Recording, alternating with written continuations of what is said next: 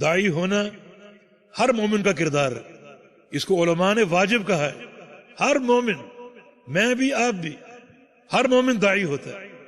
نبی علیہ السلام کی حدیث، جب آپ نے حج کے موقع پر خطبہ دیا، لوگوں کا جمع غفیر تھا، کچھ نے سنا اور کچھ نے نہیں سنا، فرمایا کہ فَلْيُبَلِّغِ شَاهِدُ الْغَائِبَ، کہ جو لوگ یہاں موجود ہیں میرے خطبے کو سننے والے، وہ اس خطبے کو آگے پہنچائیں جنہوں نے نہیں سنا۔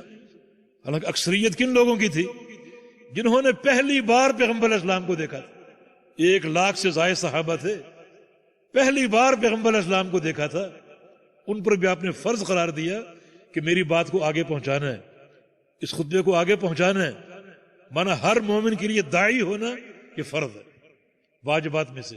اور توحید کی دعوت یقیناً اوجب الواجبات ہے، اور اس کی فضیلت یہ ہے من احسن قول ممن دعا الی اللہ، جو اللہ کے دین کا داعی ہو، اللہ کی توحید کا داعی ہو، اس سے بہتر بات اور کس کی ہو سکتی؟ بندے کی زبان سے نکلنے والے کلمات میں سب سے بہترین کلمہ کیا ہے؟ اللہ کے دین کی دعوت، اللہ کی توحید کی دعوت۔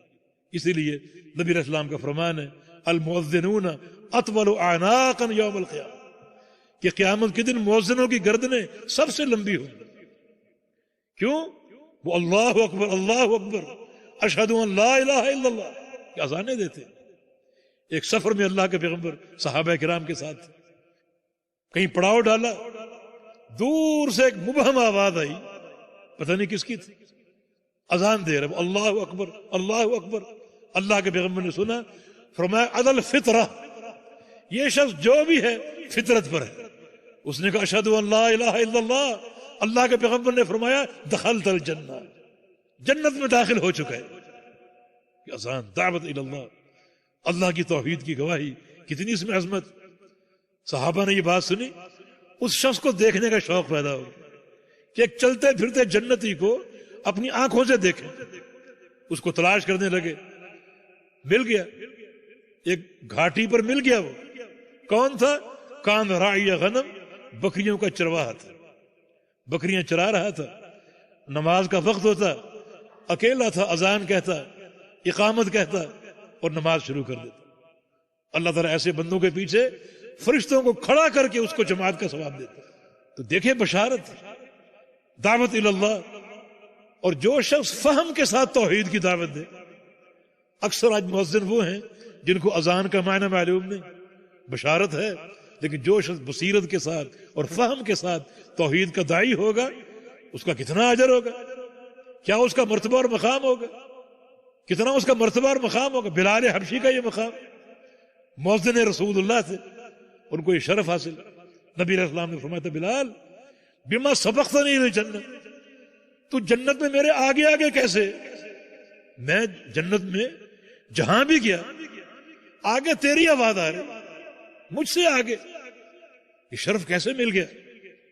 مؤذن رسول اللہ صلی اللہ علیہ وسلم۔